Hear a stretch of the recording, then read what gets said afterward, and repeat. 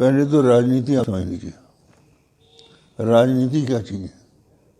राज्ञाम नीति ही राजनीति।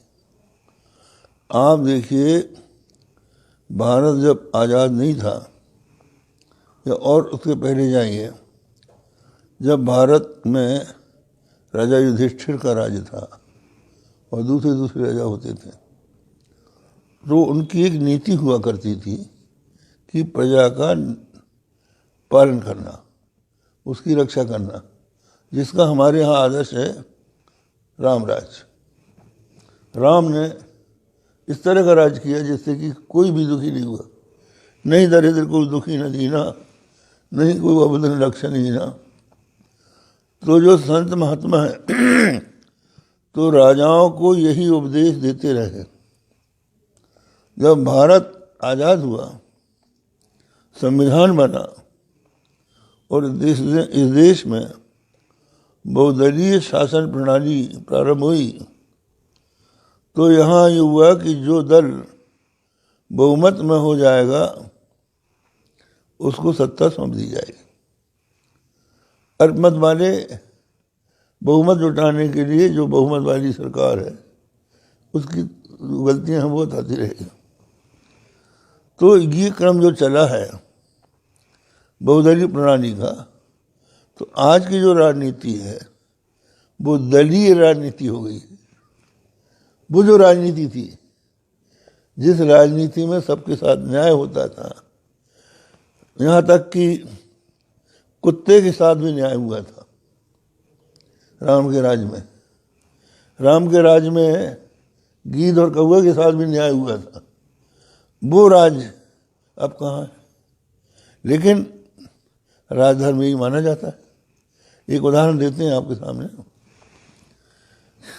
कि जब गुजरात में ज़्यादा हिंसा हुई, उस समय मुख्यमंत्री मोदी जी थे, तो उनकी हिंसा को देखकर अटल बिहारी वाजपेयी के मुंह से निकला था कि ये राजधर्म नहीं है।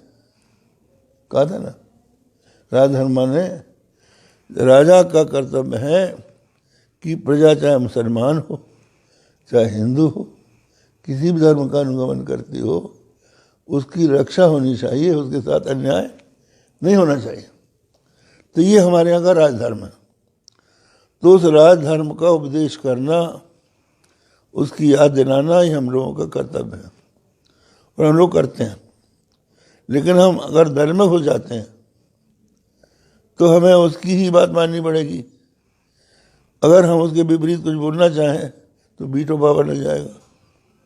तो जो हम चाहते हैं वो राजनीति में आके कर नहीं सकते।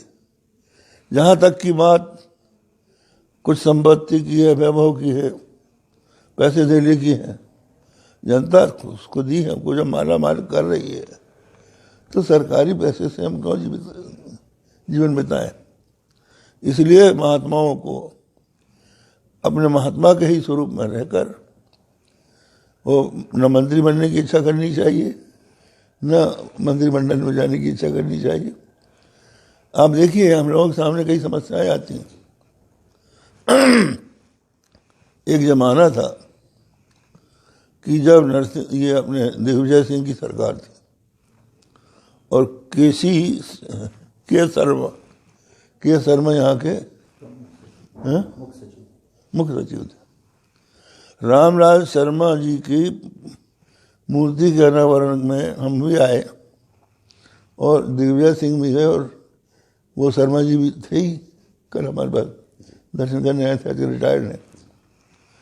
दिग्विजय सिंह जी कहते थे कि इस समय मध्य प्रदेश में स्वामी जी का राज्य, क्योंकि मैं उनका शिष्य हूँ और ये शर्मा चीफ सेक्रेटरी।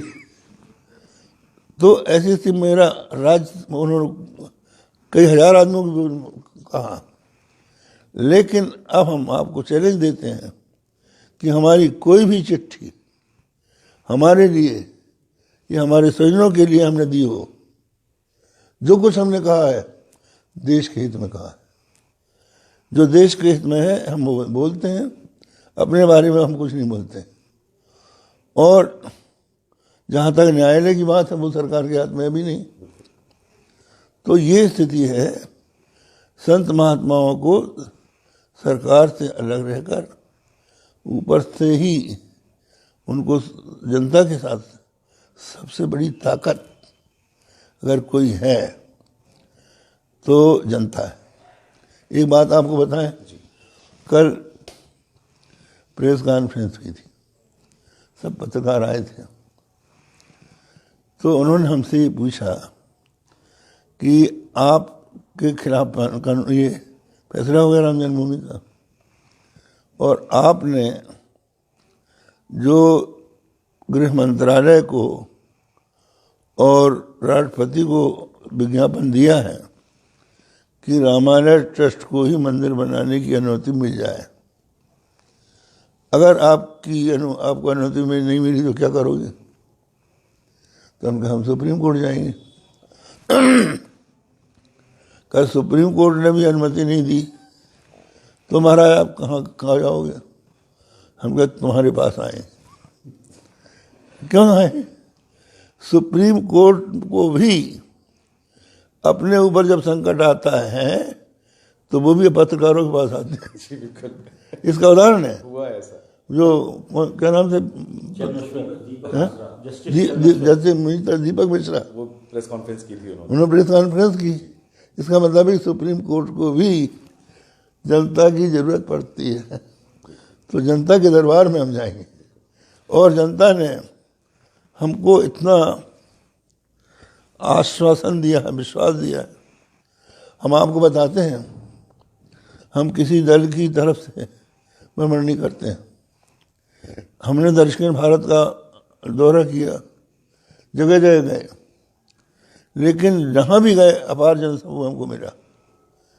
और लोगों को तो ये ट्रक भेजनी पड़ती है, मजदूरी देनी पड़ती है, यहाँ अपने खर्चे से लोग आते हैं, ये देखने आते हैं कि इनकी बात सुने।